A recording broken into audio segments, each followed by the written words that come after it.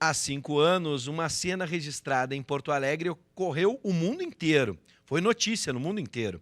Um gol preto, um Golfe preto, avançou sobre um grupo de ciclistas e jogou pessoas e bicicletas para o alto. A gente está vendo a cena nesse exato momento. O motorista do carro chegou a ser preso, mas depois foi solto. Nesse meio tempo, a capital ganhou novas ciclovias, mas a cultura no trânsito ainda precisa mudar.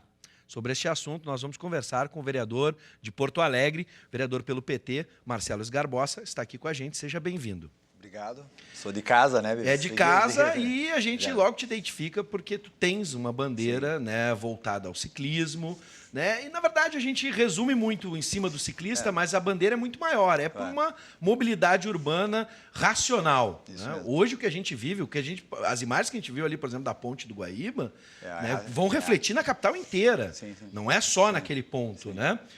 Mostram que as alternativas de transporte público, por exemplo, falamos da passagem, elas ainda, né, não oferecem a qualidade e não atendem à necessidade da população. Isso eu acho que é evidente, né? Sim.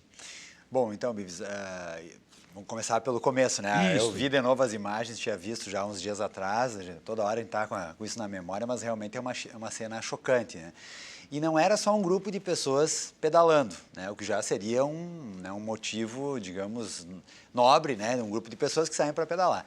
Ali nós estamos falando de um movimento chamado Massa Crítica, que começou já há 20 anos atrás, né, em São Francisco, na Califórnia, e hoje está espalhado no mundo todo. Então ele é mais que a melhor palavra que define a massa crítica é celebração. Sim. Então são pessoas que se reúnem, não tem um grupo organizador, ele é totalmente horizontal, não tem um líder, um que define o percurso é definido na hora.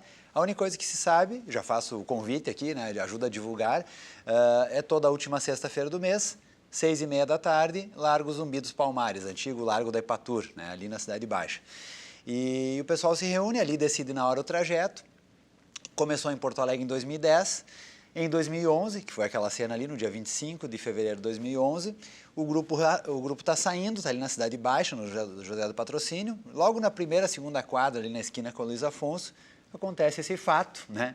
Em que o sujeito resolve acelerar, né? Se irrita com essa manifestação, como tem alguns motoristas que se irritam, e, irritado, resolve cometer isso, que, felizmente, nenhuma pessoa faleceu, né? Teve, assim, algumas situações recentes... Pessoas ficaram machucadas. Sim, né? pessoas ficaram machucadas, né? 17 pessoas hoje são autoras, né? São vítimas, né, estão num processo formal, um processo judicial. Mas pela violência do impacto, poderia ter sido muito pior. Muito maior. É que duas situações ajudaram, né? Primeira, o fato de ser um Golfe que tem a dianteira baixa, então você pode ver que as pessoas voaram, né?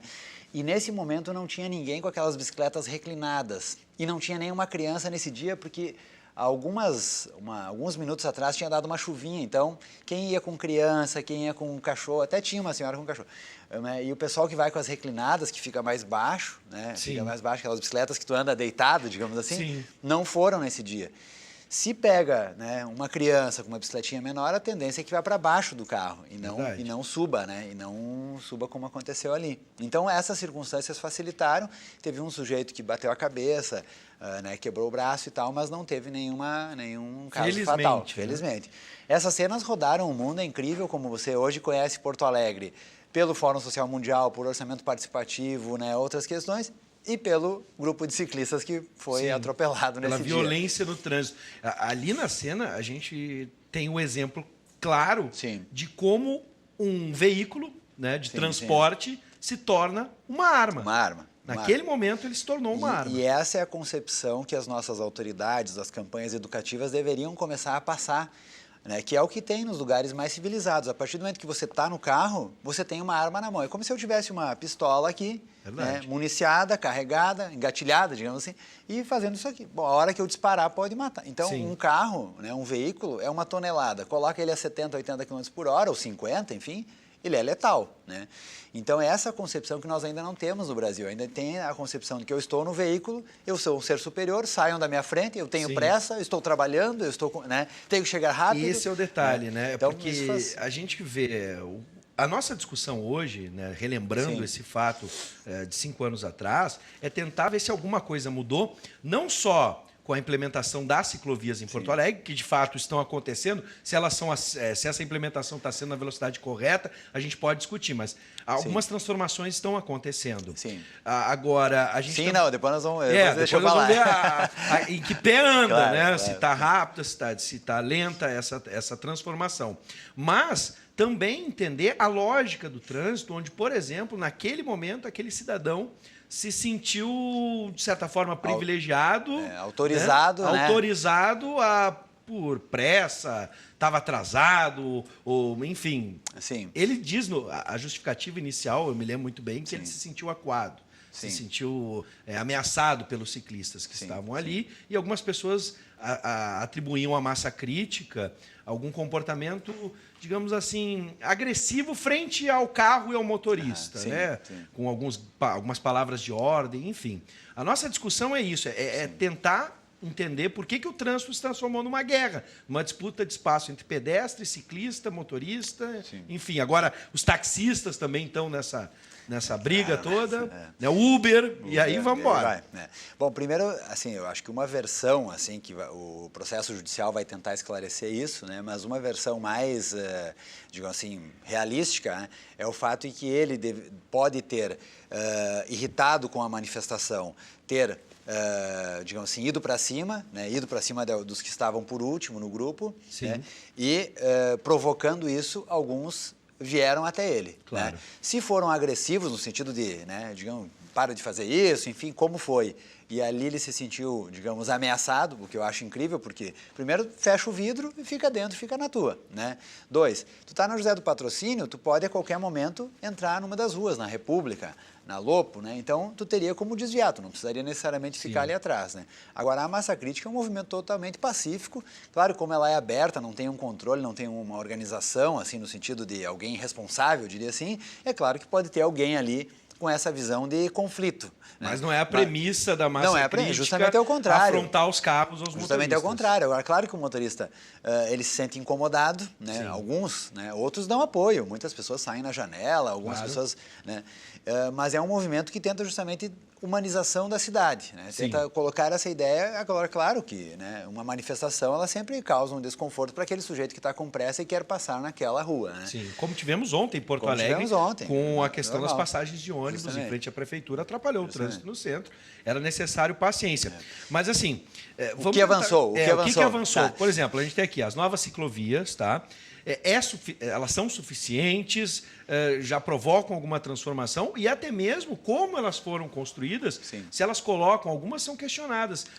Para algumas pessoas elas colocam em risco a vida do ciclista, né? E entre outras coisas, a adequação, a forma, o piso, enfim. Então, aí as ciclovias elas são um exemplo em Porto Alegre de como pode se fazer não fazendo, eu diria assim. Por quê? Porque quando você decide fazer uma ciclovia, você está dizendo o que o Código de Trânsito diz, que a prioridade é do ciclista em relação ao veículo, assim como a prioridade é do pedestre em relação ao ciclista. Então, o maior protege o menor, digamos assim, essa lógica do trânsito. Em Porto Alegre, via de regra, as ciclovias têm sido feitas para não atrapalhar o fluxo dos veículos automotores. Então, vou dar exemplos concretos assim. Na Ipiranga, foi escolhido fazer naquele talude, ali naquele canteiro, tá? Obrigando o ciclista a fazer 5 mudanças de lado. Então, é uma perda de directibilidade, de fluidez em relação ao motorista, o que já seria ilegal, porque a fluidez maior, se o técnico tiver que escolher entre dar fluidez para o ciclista ou para o motorista, ele tem que escolher o ciclista. Isso está na lei, Código de Trânsito, Lei Nacional da Mobilidade Urbana repete isso, né? Então, prioridade máxima, transporte coletivo. Depois não motorizado. São os dois, né, que devem ter prevalência em relação ao transporte individual motorizado, ou seja, o automóvel. Então, na Ipiranga, esse zigue-zague, né? Bom, quem está passeando no final de semana, esse zigue-zague até não é um problema. Nós estamos falando aqui de ciclovias como forma alternativa de mobilidade, alternativa ao veículo automotor. Então, tirar do ciclista a fluidez dele é um problema, sim, Além de colocar ele lá no meio e você perde o contato direto ali com o comércio, com a residência. Se tu tiver que ir ali na Polícia Federal, por exemplo, você vai ter que ir lá na Zenha e voltar pela calçada, ou vir aqui na esquina da Érico e vir pela calçada, porque tu não tem uma ligação direta com o comércio, com as, né, enfim. Então, esse é um problema. Depois tu pega a Vasco da Gama. A Vasco vai um pedaço na direita e depois ela muda para a esquerda. Né? Cruza a pista. Cruza. Aí... Bom, se colocasse um redutor de velocidade para o veículo, né, tu não tiraria a fluidez do ciclista. Mas não, se coloca uma sinaleira específica para o ciclista, então ele tem que parar, apertar o botão. Ele é, digamos assim, reduzido a uma condição de pedestre. Sim. Né? E ele está indo muito mais longe que um pedestre, em tese. Né? Então muda lá para a faixa da esquerda. Depois, bom... Dá para incluir a Érico aí em uma outra questão, na medida em que ela avança sobre a calçada. Então, a Érico, que é a mais recente, né? Todas não foram ainda inauguradas, acho que está se esperando chegar mais perto da eleição para poder ter a capitalização política, né? Mas a Érico, mesma coisa. Na Érico, acho que se deram conta de que tinha que tirar poucos carros estacionados, porque ali quase não se podia estacionar, e manda para a calçada várias vezes o ciclista, né? Então, fazendo ali uma figura interessante, a chamada calçada compartilhada, né? Claro que daí se diz o seguinte, em alguns países da Europa também o ciclista divide com o pedestre a calçada. Bom, quando tem calçadas largas, como na Espanha, tu pode até, e com baixo fluxo de pedestres, até razoável dividir com o ciclista. O problema é espremer agora, todo ali mundo na Érico não é o caso, Sim. né? A calçada já é estreita. Bom, acho que o maior absurdo, assim, Bives, é a ciclovia da Beira Rio, lá da Edivaldo, né? Na Sim. frente do gasômetro. Aquele espaço que já era lotado de pessoas caminhando no final de semana, agora foi pintado uma faixa de vermelho, então metade virou para o ciclista. É lógico que não funciona. Então, na Restinga, só para pegar um exemplo mais da periferia, que, aliás, o plano diretor cicloviário da cidade, que prevê quase 500 quilômetros, ele fez um estudo, é uma lei de 2009, então desses 500 quilômetros nós temos apenas 20 e poucos concluídos em 6 anos, então veja que tem um colega que já fez um cálculo que viu que até 2000 e não sei quanto, lá 2100 e tanto para nós concluir tudo, né? Então, na Restinga foi feito todo em cima da calçada. Então, você começa a ver, como eu disse antes, todas as ciclovias em Porto Alegre, de regra, foram feitas para não atrapalhar o trânsito de veículos. Então, assim não dá certo, entende? Acaba desestimulando. Digamos assim, um não incentivo, né? E o pior, né? O pior ao ciclismo. Para a grande massa Sim. que não pedala, parece que se está fazendo. Se tu Sim. entrevistar as pessoas, assim, no geral, as pessoas, não, pelo menos está saindo as Não, ciclovias, mas é que daí né? eu percebo, por exemplo, no caso da Érico, por que eu digo que não está sendo incentivado, né, o uso da bicicleta? É porque, por exemplo, a Érico oferece um risco para o ciclista, na medida que ele cair, ele pode cair na faixa, na pista e ser atropelado. Sim, Aí, sim. por exemplo, uma mãe vai chegar e dizer, olha, meu filho, essa ciclovia aqui não traz muita segurança, né? Sim, não vejo sim. tanta diferença. Sim. E aí é que tu acaba não promovendo essa transformação cultural, Claro. na medida em que não há um incentivo. Claro, claro. E aí eu vou entrar numa outra questão. Agora, Bives, deixa eu só fazer Por uma favor, ressalva. Marcelo. Eu sou ainda daqueles, algumas pessoas me criticam por isso, né? Acho que é melhor isso do que nada. Do que nada, Do com que certeza. nada. Eu acho que já é um primeiro passo. Agora é aquela coisa, tu contrata uma pessoa para pintar a parede da tua casa, Sim. né? Tu queria branco, o cara vai lá e pinta de vermelho, bom, né? Tu queria o branco, Claro. o ideal era o branco, né? Então, Mas é que assim, ó, acho que era a possibilidade de nós fazer do jeito correto. E, infelizmente, está se fazendo nessa lógica. Então, ou seja, o que impera é a prioridade do veículo É que eu automotor. estou pensando assim, individual. a lógica, Marcelo, vereador, é o seguinte. Pode Se a chamar de gente Marcelo, for, né? por favor, né? Com respeito, Não, né, que também. isso, que isso. Né, temos uma simpatia um pelo outro, mas... vereador, eu penso o seguinte, Marcelo. Se a gente está promovendo essas transformações físicas na cidade para comportar o uso da bicicleta, correto ou não, adequado ou não. Mas, para mudar a cultura, não basta só a gente transformar a cidade e ter que transformar a cabeça das pessoas. Aí eu vou relembrar 2 casos.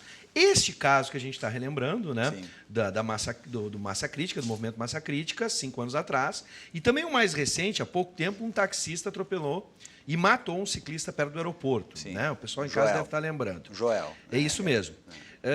Aí está o detalhe. Ó, ele já tinha se envolvido em outro caso anterior. Mesmo assim, ele estava dirigindo. E no caso, esse que a gente está lembrando há 5 anos atrás, foi solto também pela justiça o condutor naquela oportunidade, logo após.